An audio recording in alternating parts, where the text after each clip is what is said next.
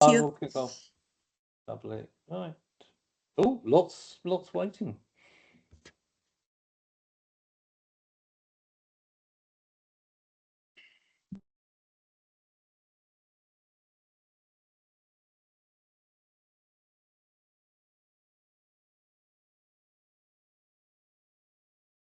ומקסימום היא תחזיר לנו Hello. Oh, we see some friends. Hello, Yoni. Very good. We'll give it just another minute or two to let people come in. Maybe start 2 or 3 minutes past.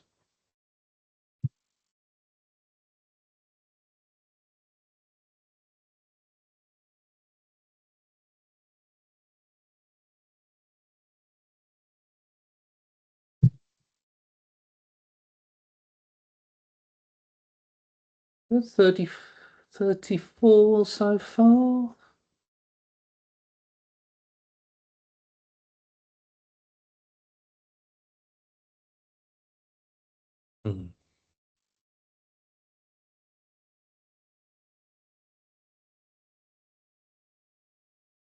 Hello, Janine. I see some colleagues and some collaborators from the past and present. Let's have a look. Very good. Right. We'll make a start and I'll do the introduction. So welcome. Thank you all very much for joining us. My name is John Mitchell and I'm joined by my colleague Rola Sad from UCL. And we are the co-chairs of the Curriculum Design Special Interest Group within SEFI that is organising this SEFI at Work lunchtime seminar. Delighted to have you all here for this talk. We'll leave some time at the end for Q&A. Please feel free to use either the chat or the Q&A function, and we may call on people. Don't feel you need to have your cameras on, but if you want to raise a hand at the end, then I'm sure we can take your questions. We do ask that people don't use chat bots and note takers as invitees to the meeting, please. And it will be recorded and it will be publicised via the SEFI website and on the SEFI YouTube channel. So absolutely delighted that Nataša Perović and Clive Young are here to join us. Although they happen to be UCL colleagues of mine, the ABC model is something that has now gone international, and I'm sure you'll hear about some of the stories of how it's successfully been produced. Although, driven by some of our curriculum development here, is as a tool to start conversations about how the curriculum interacts. And I think particularly the way that it centres the student in that conversation is something that has really been picked up on by people as a really proactive and progressive way to think about developing the elements that come together in your curriculum. So I will hand over to both of my colleagues. It's been mentioned the slides will be available afterwards, but by serendipity, just yesterday, the book version of ABC was launched through UCL Press. I've just popped a link in the chat there, and so if this whets your appetite for how you might use this in your own curriculum design, this is the handbook that will take you through doing more with it. Clive, Nataša, over to you. Thank you very much, John. Thank you, John. Thanks for inviting us here. It's a real pleasure to be speaking with you guys today. Okay, Nataša. And thank you all for coming. Okay, here we go. We'll be switching between two of us, so you get some change of pace. Okay. So we'll keep an eye on the chat, but we've got hopefully a bit of time at the end for Q&A. But feel free to chip in if you wish. Okay. So this is our menu for today. We're going to start with saying what's ABC about, what's it trying to solve. It's a workshop-based method, as John mentioned, and so we'll be talking about what actually happens in the workshop. Nataša will take us through a kind of engineering-ish example of the online version. We'll be talking mostly about the face-to-face version, but also an online version there as well. And as John gives us the information that the book is also just out, so that's something you can click on even while you're listening to us speaking, and that has a little bit more about ABC and what we've learned. But as I say, at the end, we have hopefully a bit of time for Q&A. Nataša. Okay. So why ABC? What's the problem that we're trying to solve with ABC? Well, as John mentioned, curriculum design and redesign is very much part of our lives at the moment. It's a continuing cycle of review and design and new programs and joint programs and stuff like that. But we know that that kind of design is quite hard for a number of reasons. One is we don't really have enough time to do this. We never have enough time to do these things. We don't have in most institutions any kind of shared process. So often this has been done individually by an individual, a team leader, or maybe with a couple of colleagues, often with a glass of wine. They try to put the program together. But the problem is the requirements are increasingly complex. We have all the requirements of institutional strategies, professional bodies, initiatives like accessibility and online and flexibility, and so on and so on. So there's a lot of things to take on board, and amongst all that, it becomes really, really quite hard to see the student experience and how it's seen from the student's perspective. So this was started in UCL 10 years ago. Nataša? Yes. 11, yes. 11 years ago, sorry. But we will give you some context and tell you how and why we started it. So if you don't know, UCL is a big university, more than 50,000 students, and our students speak more than 153 languages, and we have 15,000 staff, around 10,000 academic staff. So it's it's got 11 faculties. It's very collaborative environment, but people have a lot of freedom. So it's very diverse, even within the faculties, different departments are very different. It's also successful because it's always listed quite high up on the list, although people have quite a bit of independence in their work. So this year is on the 9th place. So, yeah. So apart from UCL, where we started this method, it's been adapted and used within UK higher education institutions widely. This GIST study says that more than 40% of institutions that participated are using ABC or a version of it. They could adapt it because we released it under Creative Commons license and said adapt it to your context. We developed it specifically for UCL, where people don't have much time to make these changes. It's not that they don't want to, they always want to make changes, but there's not enough time and support. And also it's been designed for the time where people have approved their programs by the body of the university. They have their learning outcomes, but they don't know how to get there.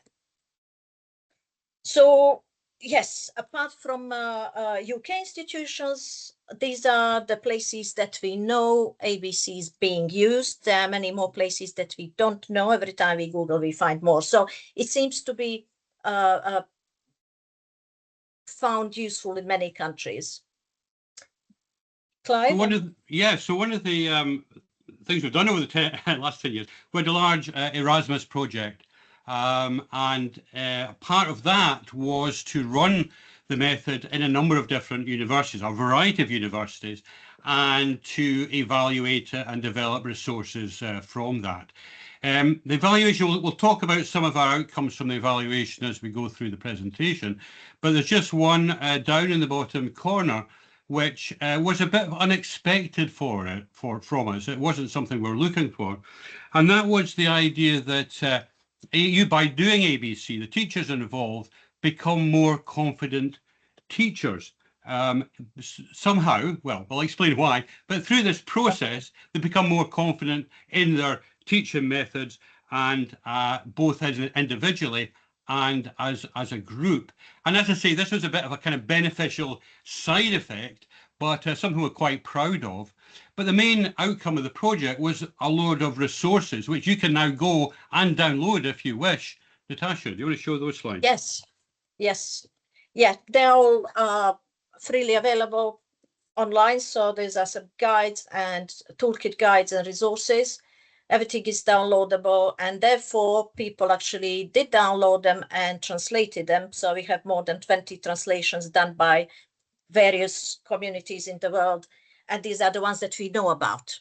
I know there is a Chinese one, but we don't have it yet. We have linked to the workshop, but we don't have the copy of that yet. So this is all done by people who came across and said, I will adapt it for me. Yeah. It's been hugely, the community of this has been really developed, because really, essentially, it's been myself and mainly Nataša, to be honest, who's done most of the work in this running workshops. But the community have really contributed, apart from translations, various different variants of it. So when we did the did evaluation, this is sort of things that were coming out. And as you're watching this presentation, just think of some of these things that we'll highlight as we go through. The first one is it's a workshop base, which is very fast. It takes about 90 minutes to maybe a couple of hours if you do the whole program. It's very visual. We'll talk about storyboards with very clear designs which you can communicate with colleagues.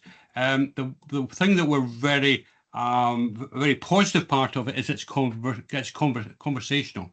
I'll get a lot of discussion during the workshops. I mean, it's a lot of stuff, but that discussion isn't just general discussion. It's quite focused. The workshop itself has various, quite a strict timetable, if you like, which ensures we have usable outputs. You'll see the outputs in just a minute. So all that conversation is sort of like focused and channeled and funneled into something that people can use afterwards. It's not prescriptive in any way. We're not coming in and saying you should teach this way and that way. It's more about focusing that general discussion about teaching. So teachers bring in their own experience, if you like, and their own ideas, and we just help put that together. But behind that is also a fairly very solid theory, and that's also helped. We've mentioned open access. Nataša, do you want to do the next slide on the theory? So we don't really this is not a theory that we kind of force on people as they come into the workshop. We mention it, okay? But it's based on another UCL colleague in education called Diana Lorillard, Professor Lorillard, and she developed this conversational framework maybe about more than 20 years ago now, very well established in the area, and it thinks about education, learning as this big conversation between the teachers and the students and the other students and the resources. It's always been a conversation, and within that there are a number of learning types of learning that we can really focus on, and these provided the foundation of this method. So it's kind of like the theory sits slightly behind what people do, but I think having a theory behind it just gives people a bit of confidence that this is something which is actually kind of real. We haven't just made it all up. You want to do the next slide, Nataša? So that when we set up the point about ABC in a sense is we've operationalized that theory, okay? And the way we've done it is through these resources that we've just talked about downloading. And when teachers come into a workshop, okay, there's no technology there. Well, it's presentation probably, but there's no technology, there's no AI, we've not got computers, anything like that. We've got big sheets of papers and little cards and stickers and stuff like that. So that is what people work with. So in this kind of, in this picture here, you'll see this was just before a workshop, each of these tables represented one module within a whole program, and the module teams work together around the table in order to design the student's journey for each of the modules. And we'd also do a little bit on the program later on. I'll describe that. But we do now have an online version, and Nataša will show you a little bit about that. But the kind of idea behind this is what people come in and think, well, it's all colours, it feels like play. And that's part of the idea. Part of the idea, this is something that helps people's creativity. They see all these things, they're working together, having a big chat, and that helps to kind of move the process forward. And it's very, very, very productive. I would just like to add, maybe we should clarify what we mean when we say module. Some people call it a course, some people call it a unit, some call it a subject. So module is, in UCL, a unit of learning that covers 15 or 30 modules, and each program is formed of several of these. So if we have a master's in science in something, then they will have 7 or 8 modules. So yeah, just to clarify that, because we have international audience. So how people work, the picture that you see here are people from a program, and as Clive said on previous one, each table represents a module, and people around each table are people teaching on that module. So if 4 people teach together, they will all come and look at that module to design it or redesign, because this method can be used in both ways, designing and redesigning. So we have a framework, which is our method, and we bring some tools, as Clive mentioned, the cards that we took from Diana and these big sheets. So what people do, they design students' learning journey using these cards made of types of learning. They can also align the activities with the learning outcomes, with the assessment, and you can map the final designs to any external requirements, or internal, but external in this case, if you have any externally awarding body, I don't know, Royal Institute for Engineers in the UK, or I don't know what body it would be, and they say, we will recognize your degree if your students covered certain things and have these skills and capabilities or competencies. Okay, so we mentioned Diana's theory. Out of big complex theory, what we did, we took her definitions of 6 types of learning and put them on 6 different cards. And on each of the cards at the back, we put some activities that are conventional and some digital that may represent that type of learning. We also left plenty of space for people to add their own activities, and people do add their own activities.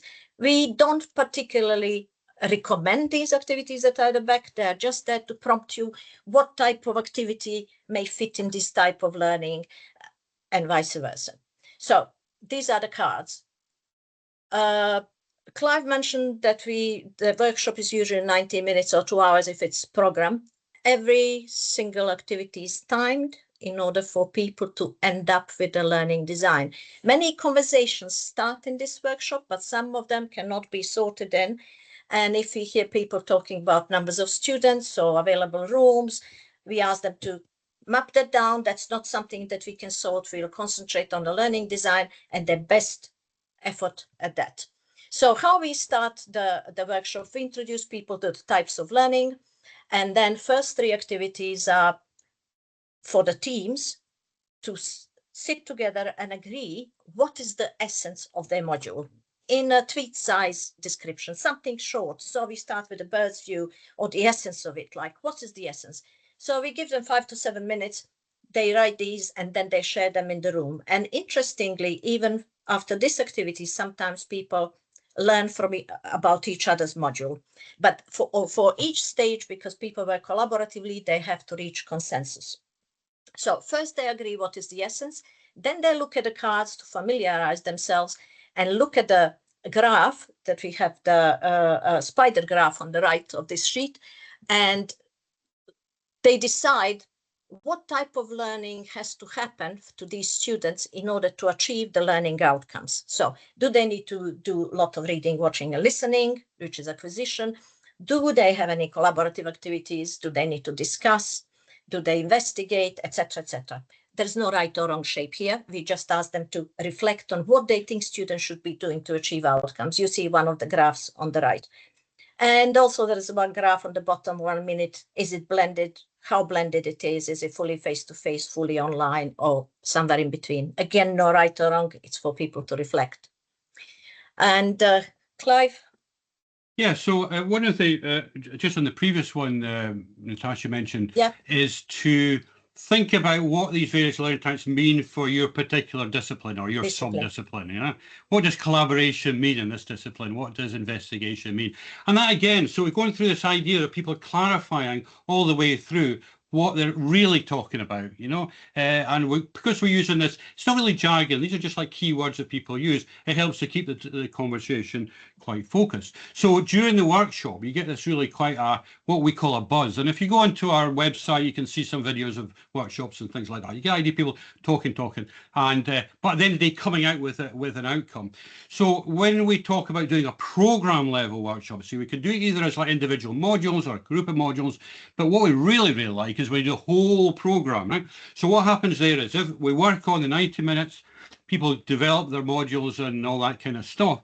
And then at the end, we do half an hour or longer, sometimes if it's needed, is each of the module leaders then present their design back to the rest of the group, right? So you've got the lady there presenting her module, everybody looking on, and the gentleman down there doing the same sort of thing.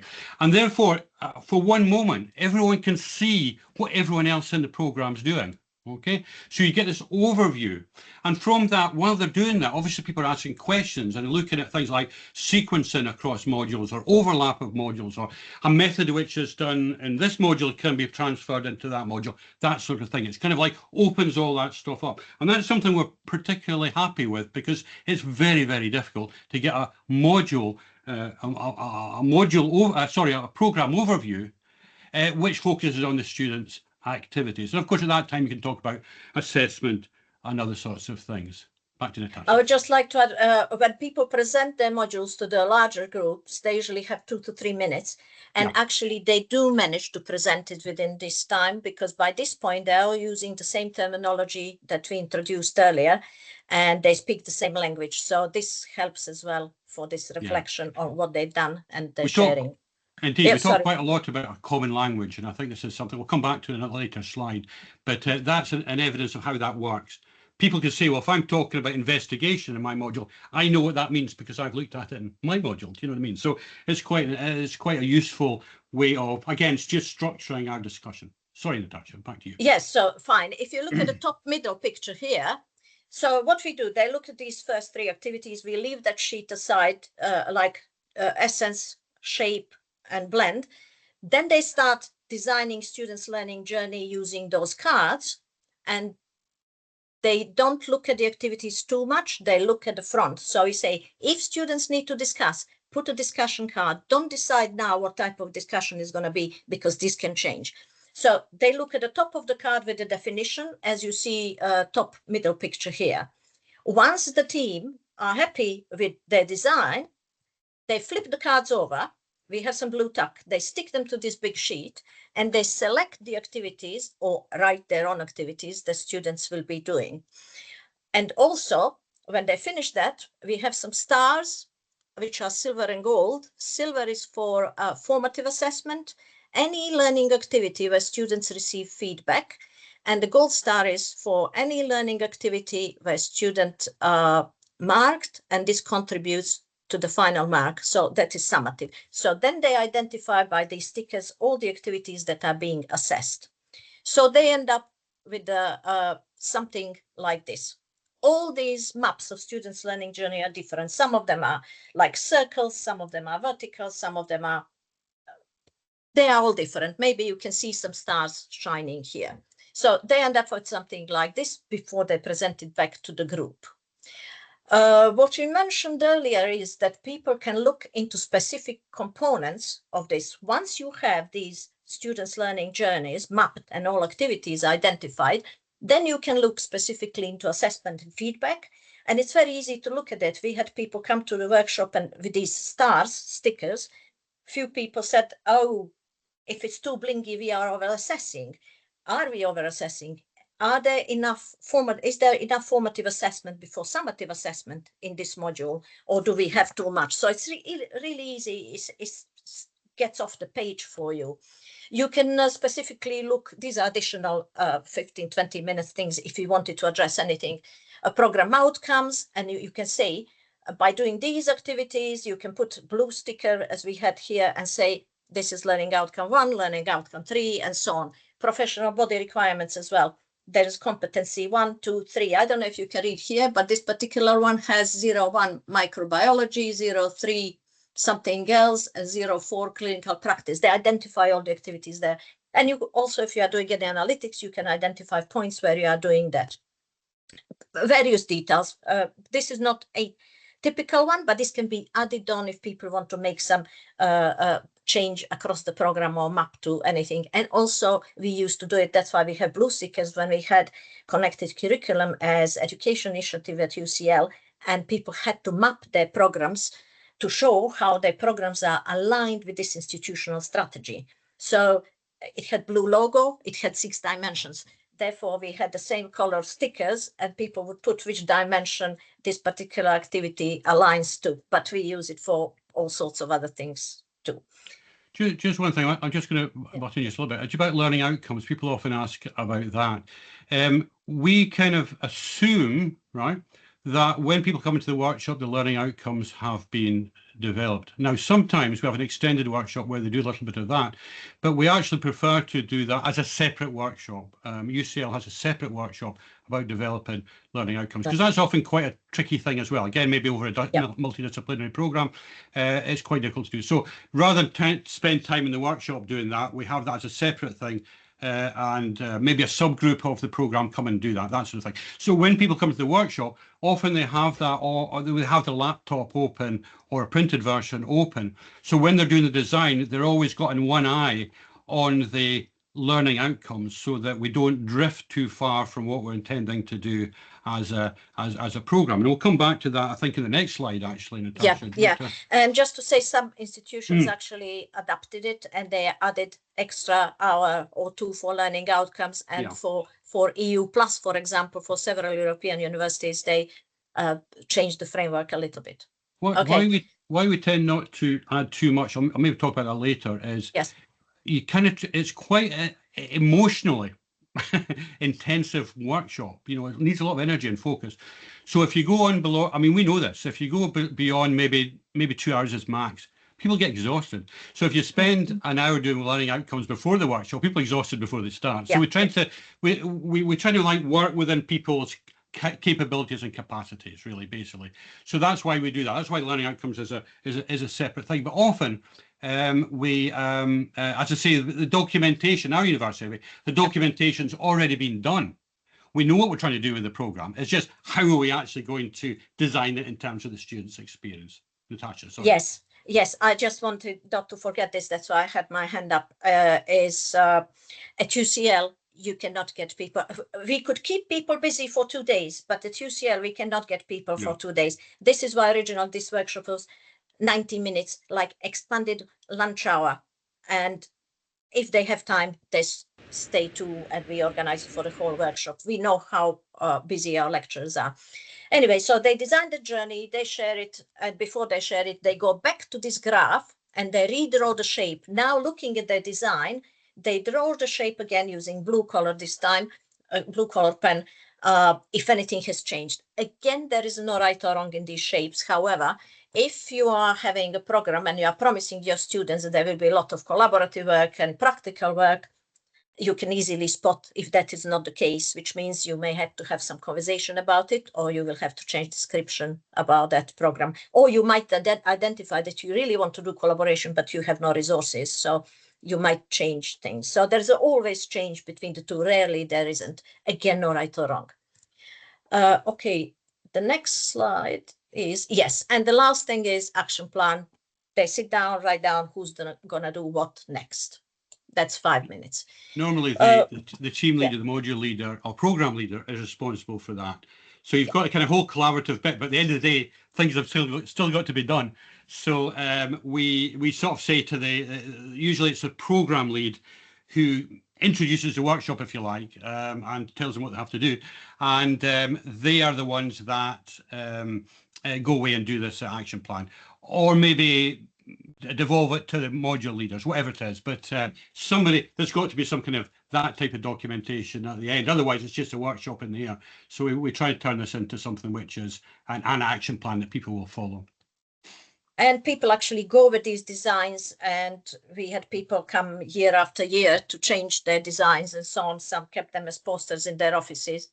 What we didn't mention so far, students can participate in these workshops, and they do, and they did, in many ways.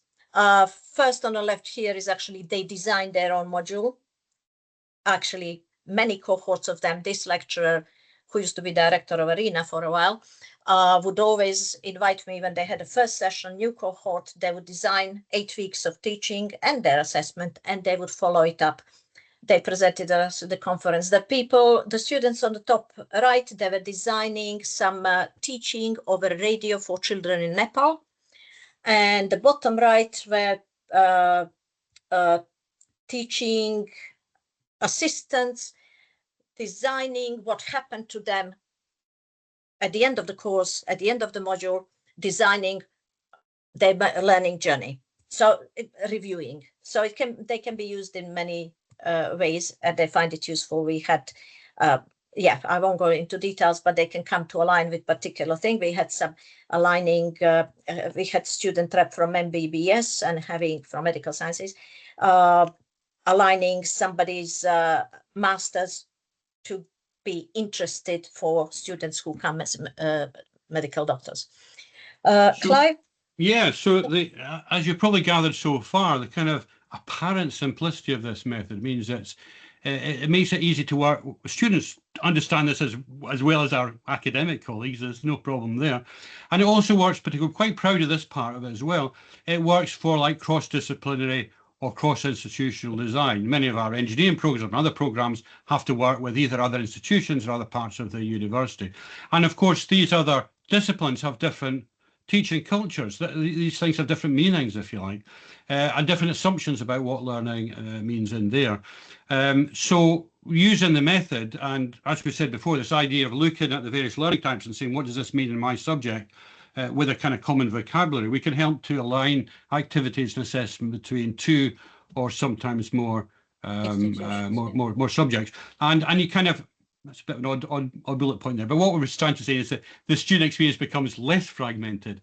Yes. It should, because one of the things, if you've ever valued these big complex programs, I'm sure you all have, often the student feedback is, oh, well, it was a bit discontinuous, it was a bit fragmented, the experience wasn't very coherent across the programme. So one of the things we can try to do with this anyway is to try and look at where those things can line up properly. So it offers this, as we said, a shared way of thinking through the idea of student activities. That's a very good common baseline for us to work with. We're not specifically talking about content or different philosophies of learning. What are the students actually going to do? And as I mentioned earlier, it makes the dependencies visible across modules. So if you're going to do module A and then you're going to do module B, what do you carry from A to B? And if it's a third module, what can you use from those modules into the next one? And that enables, well, in theory, a very high level of alignment across the whole programme. All right, I will show you some examples now. Before we start this workshop, as Clive mentioned, some alignment. There also could be some through lines for various programs which go through it. And if people have that, we ask them to think about them as they design, because they're designing together. One example from Masters in Dentistry, just by sitting together, they realized that they can use the same patient for clinical management of patients module, and also for the management of the patient and for the clinical side. So they could use the same patient, or if there are case studies that you can look in one module at from a law perspective and another from economics, you can use that case study. So we highlighted to people if they have any connections between things, that they can highlight them within the module. So I'll show you one example that we did a few years ago, and this is cross-discipline. Part of it is related to engineering and the rest is with nature. Yes, Clive, you wanted to say something? I was just going to say, this is part of the online version. So what you've seen so far, the pictures are from the in-class or face-to-face version, which is our preferred way to do it, because you get a really good buzz. But you can't always do that, and particularly during COVID times, remember them, we had to do online workshops. So we developed this, and other universities have done similar things using a whole variety of different tools, but still using the same workshop format. And actually you can get much the same kind of discussion. It's more fun if you're in the classroom with your colleagues, obviously, but you get the same kind of discussion and the same kind of richness. You'll see in some of the slides coming up, very kind of rich discussion. And then one of the benefits of doing it online is you've got a digital version which you can take away. Well, if you're doing it in the class, what people do is they actually take the paper things, or obviously photograph it and so on. But there's some advantages of doing the online one. So this is an online version using very simple tools. Again, just what people can use different kind of approaches, but the method is always the same. Yeah, many were released during the pandemic, and we link them. If they let us know, we link their versions to our website. So this one is actually from the pandemic, and 3 modules wanted to design together to align their 10 weeks of teaching because they had related subjects. So say Tech for Nature, AI for Environment, and Nature Smart Challenge. So they shared the tweets on this Jamboard. And this is, we had copies of these cards, so people were building like that. And then they would, stars are indicating assessment, formative or summative. They could design dissertation module, but we could not flip the cards. They would just put a little post-it, online post-it notes with particular details of their designs. But this is the example I wanted to show you where people designed 3 modules together. This was longer workshop, I have to admit, because we had to align 3 of them and we were online. So what they wanted to do is, because their modules are related, in first module on the top, they're vertically aligned, and you see some lines that they were drawn there. So this is first 5 weeks. So what they did in the first one, they were collecting data. In the second one, they were doing processing this data. And in the third module, they were actually presenting portfolio of challenges and so on. So they align all weeks like that. So in the next week, in module 1, they learned how to use the sensors. In module 2, they were collecting data and using data collected by those sensors. And in module 3, they were presenting it to stakeholders, etc., etc. So they aligned. These are first 5 weeks aligned, and these are the next 5 weeks aligned. I think this is an excellent example. We don't have many, particularly 3 that were aligned like this, but they wanted to do it like this. In this way, they also managed to reduce their assessment, because they realized if in module 1, they receive feedback on particular activity, in module 2, they can look and assess something else. And they all knew what is happening in each of these modules. So overall, they could reduce assessment because they didn't have to duplicate assessing students for the same thing.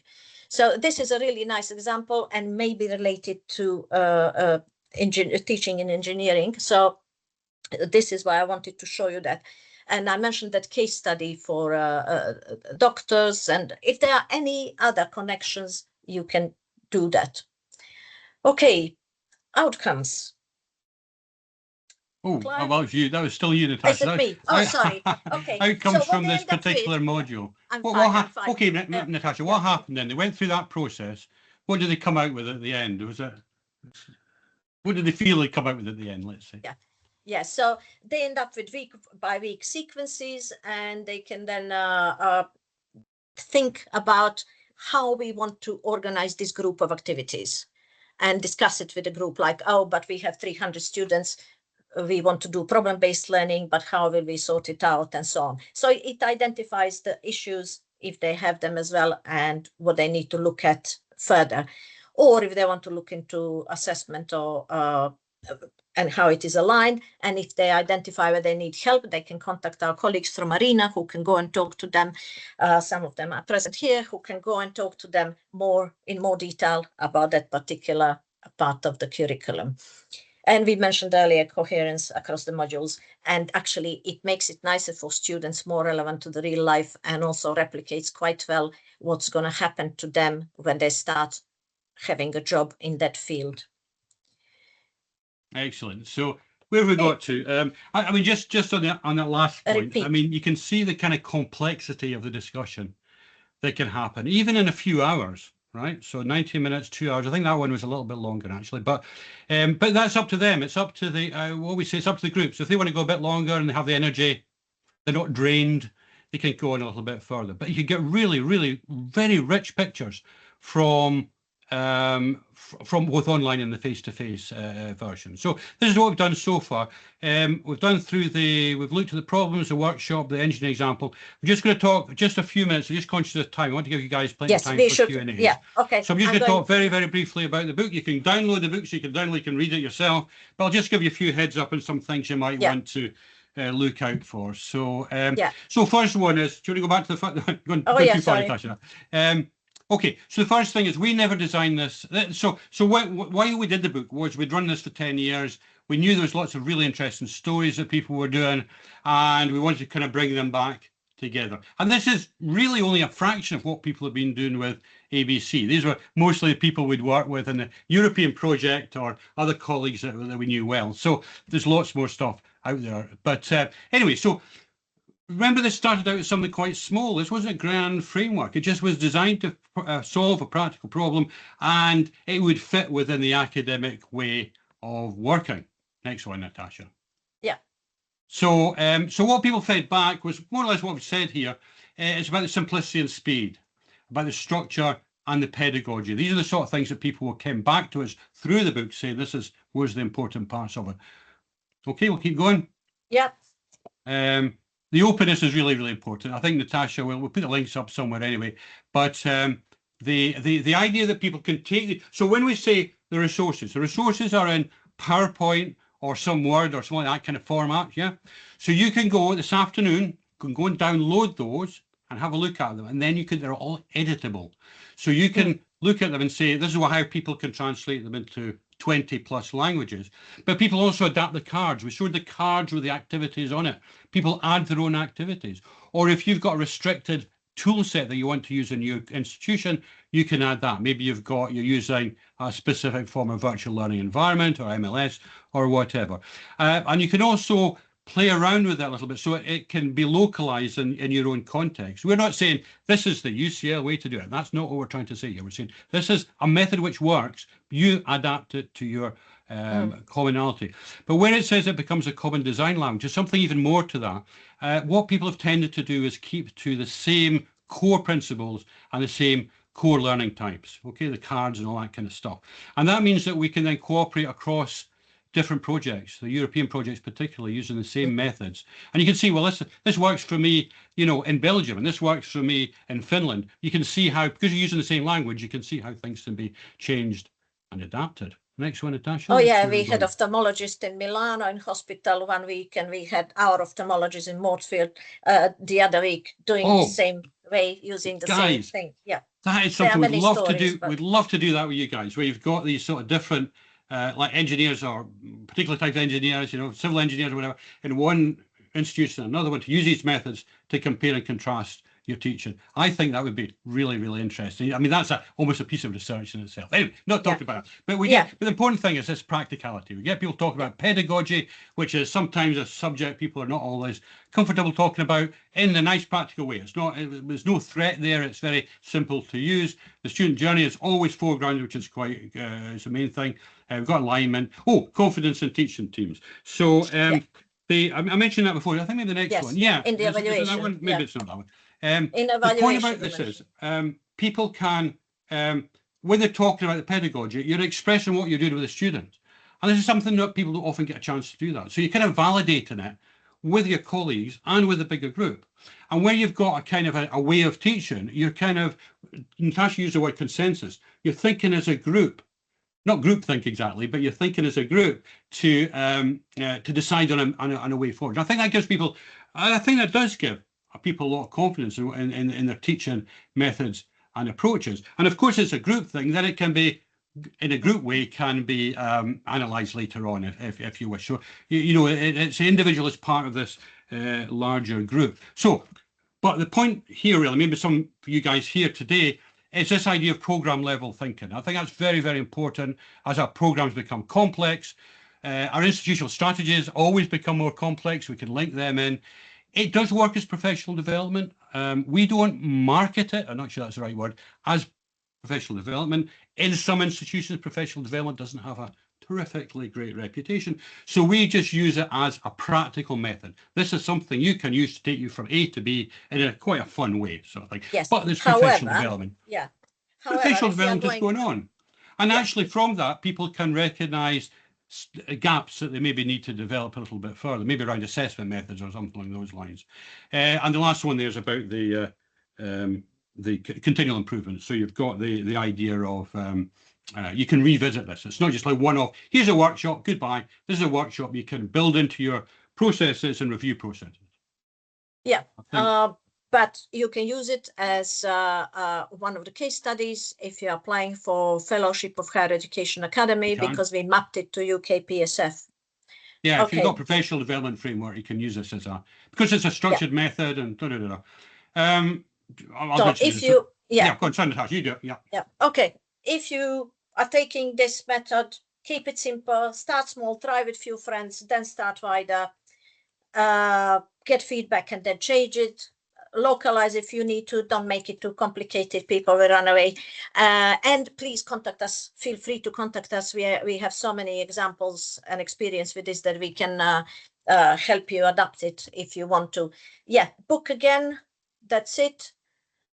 This is what we covered. And somebody asked what we do with the programs. So that will be really it. I'm going back this slide. So this is the last slide, but we thought you might be asking about what do you do with programs, as you do in your chat. So we will have to show that slide briefly again.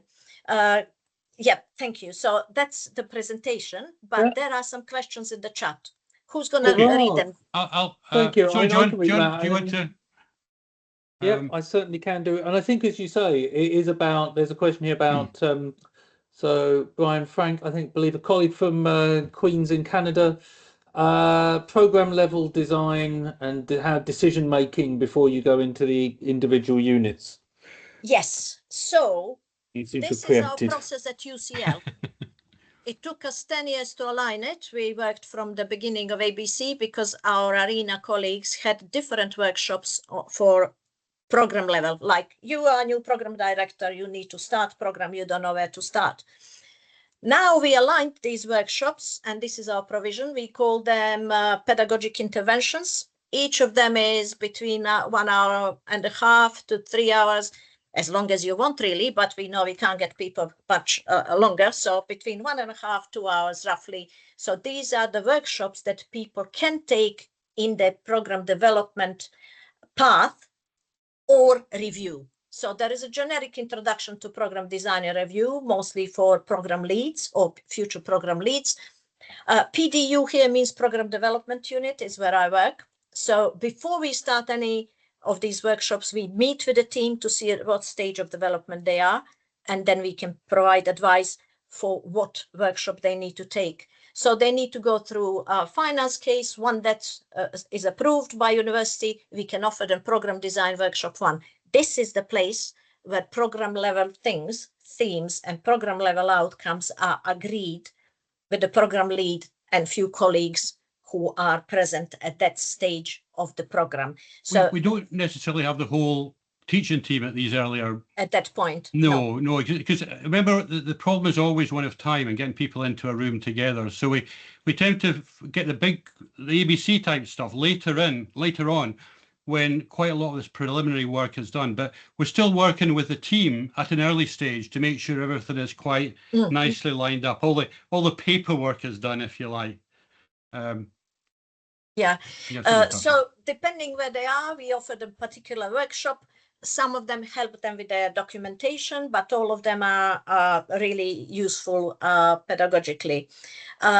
We heavily tailor this workshop. If people need half of this and half of the other, we merge that, we offer that, because we don't want to waste anybody's time for them to come to 2 or then we have students that we train who look at the documentation before it's submitted for approval, and they give valuable feedback.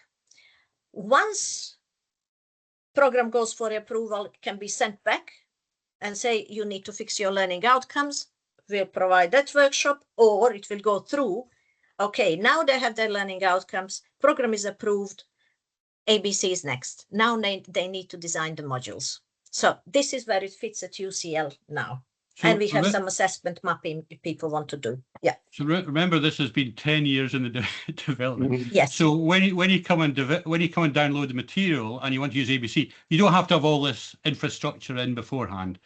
The ABC can just work on its own. Yes. Just as a kind of a design piece or a think piece.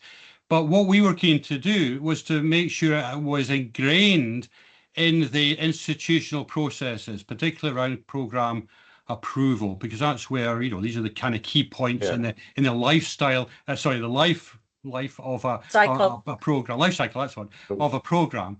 So we wanted to make sure that it was embedded in there. So that's kind of worked quite well, but it took a while to do that. So just, and I should probably observe that some of our more obstinate colleagues who did look at me when this was pointed out as to why the hell am I having to do with that, have come back with possibly what I would give you as the highest praise was, actually, that was quite useful. Well, from engineering colleagues, I would take that as from a big obstinate positive. engineering colleagues, I think that's as good as you're going to get. That's as good as you're going to get. No, very, very pleased. I think mostly, actually, it's quite interesting. We have had workshops where colleagues have come in probably a little reluctantly. Yeah, let's say it happens sometimes. And told us that it's hard to imagine. But they kind of often get pulled into the buzz, as I mentioned before, the colleagues working. So it's rare that people can resist ABC too long. They end up contributing to the general discussion, whether they initially want to or not, you know. So following on from that, there is a question about, in terms of facilitating a session, do you do anything different if it's a program level against a course level session? Yeah, I think the basic workshop is always the same, you know, because it's a design. It was initially to design a module, you know, design a short course or something like that. But if it's a program one, as I say, we give it a little bit more time, and then maybe some time at the end if people want to continue. Usually the program lead gives a little bit of a heads up. If it has been through the UCL process, or even if they haven't, they usually have program level outcomes or program level themes that they might want to, you know, address. May not be fully explained in the outcomes. So that's the program leader gives that. And then we just do the workshop. So in terms of in the workshop itself, yes, the question from Vitor there is that we have a little presentation, which is a little bit like what you've seen, a very short version of that, so that people get an idea of what they need to do in the workshop. We'll keep that as short as we can, and then they learn through doing it. In fact, that's how it works. So we aim that people have no preparation except be aware of what the learning outcomes are, and possibly the assessment if you've already developed that. So no, try and make it very lightweight. You could just walk into the room and get going. That's the idea. Bring your own knowledge and your own experience and your ideas of what you want to teach in this particular part of the module. And it also worked quite well during away days when people want to make bigger change with their program. So they spend morning looking at particular change that they want to do. And then after that, they come to the workshop to redesign their modules and tweak them to be aligned with whatever they wanted to do. It works particularly well in that way. And as Clive said, we designed it originally as modules, but we realized when we had whole program for the first time that it was most beneficial to the participants because it gave them this good overview and realization whether there are gaps or overlaps and what they can work together on. Yeah. And it's probably worth saying, I mean, this really got stress tested at the program level. UCL did a bit expansion to a new campus in Stratford on the Olympic Park. And in total, there were 52 new programs there who all went through this process. You know, it really was stress tested through, you know, up through some quite heavy activity in that time. Alison, do you have a method for guiding participants to reach agreement, particularly, I guess, about terminology or? You know, we kind of do, Alison, and it's the time. We've got Nataša is brilliant at timing these workshops, right? So we kind of say, right, we've got 5 minutes to get this thing finished, right? And it's amazing with a bit of time pressure how people with quite sort of like conflicting views suddenly come to a consensus. Now, maybe these conflicts will reappear at some point later, but at least within the workshop itself, they found some kind of agreement. We very rarely, in fact, never, I think, have had we cannot finish this design because we cannot agree. Have we ever had that, Natasha? I can't think. Anyone No. What does happen though, if the teams are too big, say there are 8 or 9 people in a team, that can take time for them to agree. So ideally you have between 2 and 5. If you had 9, do you remember once in Utrecht, we had one team which was 9 people. They were taking ages because, or somebody could disengage because they cannot come close enough. So ideally between 2 and 5. Also, when we had only one individual, then we would try to spend more time with them to be their sounding board, because often there would be lecturers saying, oh, I want to do this. Oh, now that I said that, no, I wouldn't want to do that. So they need a sounding board. So it's good to bring anybody, friend, enemy, anybody, just to somebody to listen. They don't have to be from your discipline. Actually, we found out that this works very well if they are not from this discipline, because you are not discussing the content. You know the content, you are module lead, but what discussion around the table that happens is actually pedagogic discussion, and people come with really nice examples. So, that's actually true, because it does show that it's about the teaching approaches, not necessarily the content. I just noticed that it was Jenny was like, works well with cake. Yes, works very well with cake. So if you do like an away day or even just an order, any Scandinavians here or Swedes, the fika. Whenever we did the workshop in Denmark, they'd have like piles of kind of sweeties and cakes and biscuits, stuff like that. And that was really nice, because the whole point about it is, and we believe anyway, is the more informal you can make it, the more creative people are.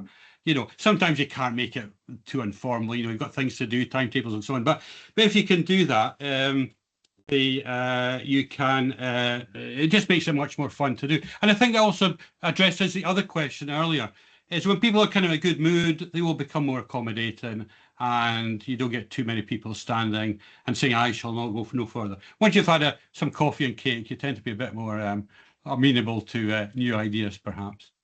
Where have we got there? Resources on, sorry, John, can I? No, go ahead, finish off. So in the book, there's a little bit about the programme stuff as well. It's basically the same kind of method. It's just we have these little add-ons about introduction and the bit at the end where people go and share, right? We call that, a promenade, is where you go around the various tables with the whole group, and the team leader, the module leader, will then present in a couple of minutes to the rest. That's the main thing, really. All the rest of the stuff is just scalable from the module structure. And I think, again, to Alison's comment at the end, I think the thing that I like most about it, and I found very useful, is that if you just bring a group of colleagues together to talk about designing a course, they will spend all the time on the content, and they'll be sucked into that content discussion. And what ABC does is privilege the other stuff, takes you up above that into the pedagogy, into the flow of assessment, into all the things that we really should be thinking about curriculum design, and get you out of that conversation of just about, well, we need to teach them this, and we need to teach them that, and we need to teach them the other. And I think, as Jenny says, it can be used in that mode very well, both as you described it predominantly here as a, you know, for new programs, for curriculum design, but also for review and for reflection on whole programs. And so to get people together and have those conversations in a way that doesn't just focus on curriculum, it can be incredibly useful. I'll give you the final word, and then we should close, Natasha. Okay, I just wanted to mention, when you mentioned review, a few years ago we had some planning from Bartlett planners, MSc in planning, and they wanted to review a program which was 23 years old, organically grew. Nobody knew who was teaching what by that point, and there was a turnover of staff over these 23 years. Nobody was taking anything away from this program, but people were adding as they came. So even from the tweets, people started learning, like, oh, you only do passive energy, I didn't know. Yeah, you do active energy.